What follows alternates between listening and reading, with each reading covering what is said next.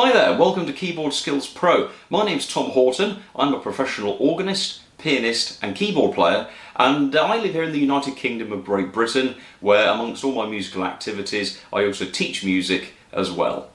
Today I'm going to show you a tutorial of how to play a very popular piece for the piano. It's by a gentleman called Johann Friedrich Burgmuller, and the piece of music is this one. It's called Arabesque. Now this comes from a collection of pieces that Burgmuller wrote in the 1800s, and it was called the 25 Progressive Studies. And these pieces were designed for young learners of the piano, helping them improve technique and coordination of hands and so forth, and just basically helping them improve their playing. But instead of playing scales and arpeggios, which aren't always the most fun thing, this piece will really help you out.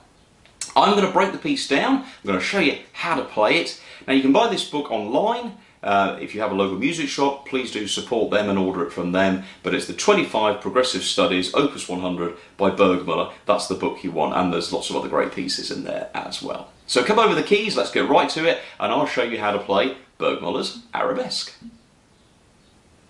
Okay, let's take a look first at some of the key points of the piece. First of all, there are 2 beats to the bar.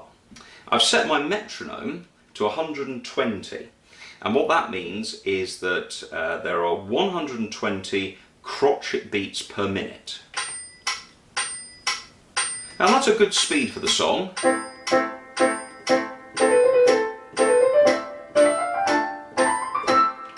So when you learn, you can take it slower. When you get a little more proficient with it, if you want to, you can speed it up, but I wouldn't go too much faster than 120. Let's take a look at the left hand of the piece first of all. Now to begin with, the first part of the piece, the opening 2 bars, features just the left hand. We have a chord of A minor, A, C, E, A, C, E. This is what we call a root chord. Now again, don't worry if you're not too sure of the music theory, because you know, I'm going to do some videos on how lots of things work in music over time. But A minor is a root chord in this piece, and that's simply because the A is at the bottom. The best fingering is 5, 3 and 1. And those are your the first chord, which lasts for 2 bars. 1, 2, 1, 2. And that's it, that's all you get, very short intro. I call those first 2 bars a steadier. They steady the music like a conductor. 1, 2, 1, 2. We then carry on with A minor for 2 more bars. Da da da da dum, da da da da dum. Now we're starting to build the volume here. Excuse me.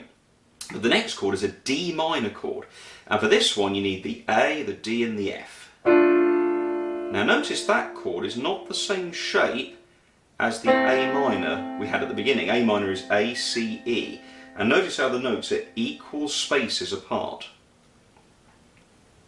The D minor chord is simply got by taking the top and the middle note, so the E and the C, and using your index and your thumb, just simply move them up like that. So we lift the 3rd finger up.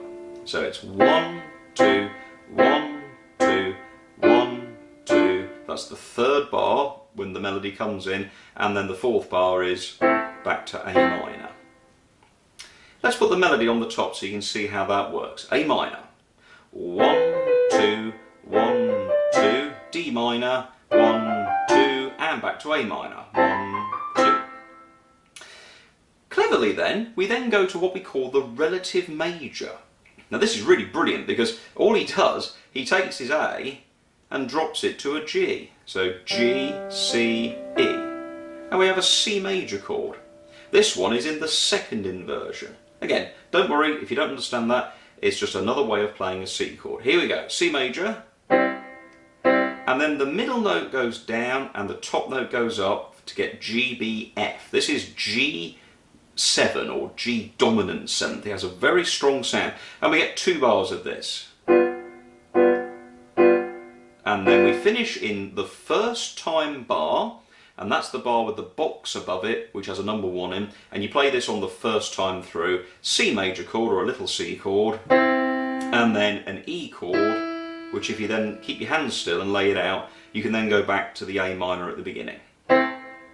Let's play the whole thing through, just the left hand with the 2-bar introduction. 1, 2, 1, 2. Ba ba ba ba bum, ba ba ba ba bum, ba ba ba ba bum, ba ba ba ba bum, da da da dum, ba ba ba ba bum. E, and that E is strong because it pushes you back to the A minor chord. Notice at the end of the first time bar there are repeat marks. Those are the 2 dots, and those send us back to the 3rd bar where the melody begins. That's the left hand of the first section. Let's now take a look at the right hand. The right hand does not begin until bar 3, and your starting position, you want thumb on the A, here's middle C, the thumb on the A, and your little finger on the C.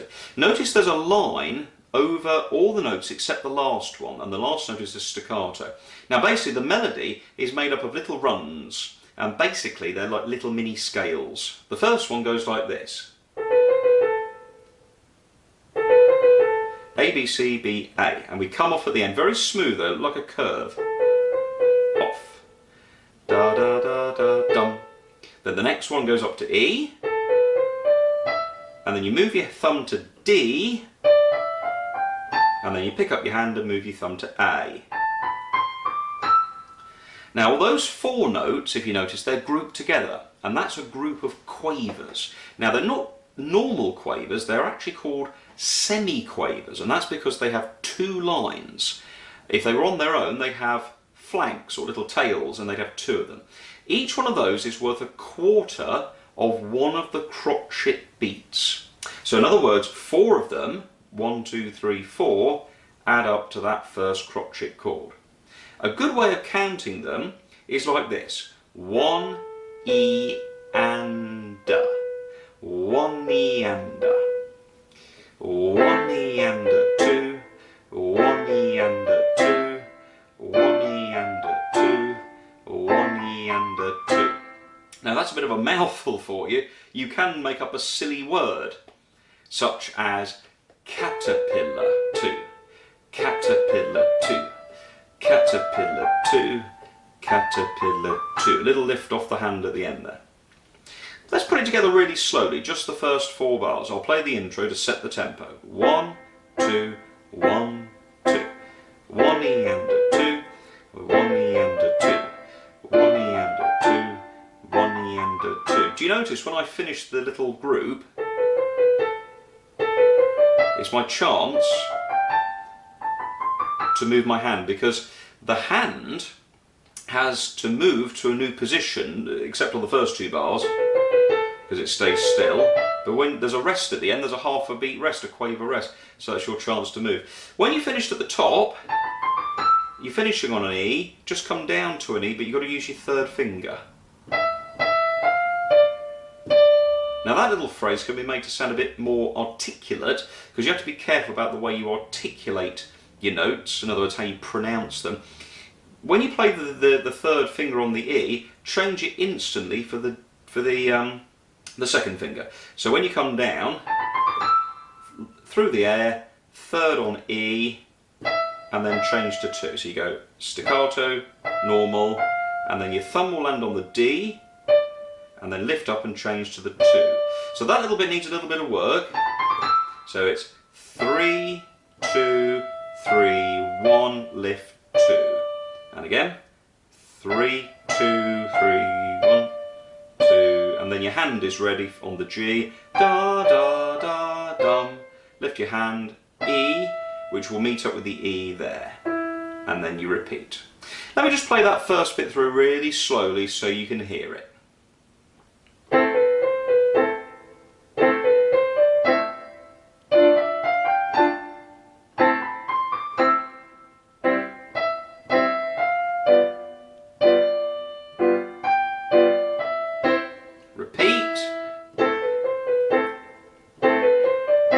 Build.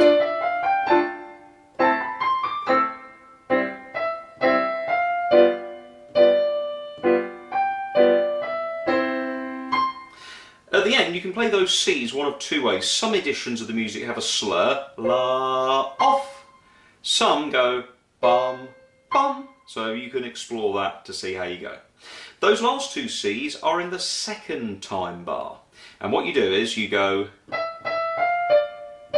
here we come, miss the first bar, second bar, which incidentally it basically starts the same, it starts on a C, but then we go up the octave, and then we're done.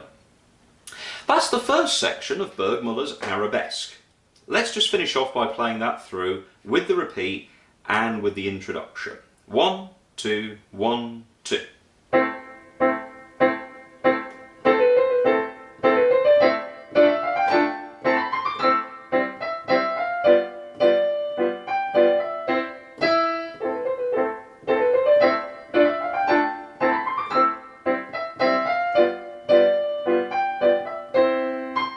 There we go, isn't that lovely?